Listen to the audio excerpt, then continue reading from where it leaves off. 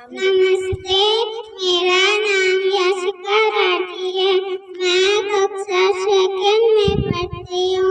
वसुदेव वसुतं देवं कंसचाणूरमर्दनं देवकी परमानंदं श्री कृष्णं वंदे जगद्गुरुं अजोऽपि सन्नायात्मा भूतानां निसरोऽपि सन् प्रगतिं संधिष्ठाय संभवामि यदा यदा हि धर्मस्य ग्लानिर्भवति भारत अभ्युत्थानं धर्मस्य तदात्मानं सदानन्दं प्रीतानाय साधूनां विनाशाय च दुष्कृतं धर्मसंस्थापनार्थाय संभवामि युगे जन्मकर्ममे दिव्यं एवं यो वेत्ति तत्त्वतः तत्त्वादेहं पुनर्जन्म नेति मामेति सोऽर्जुनः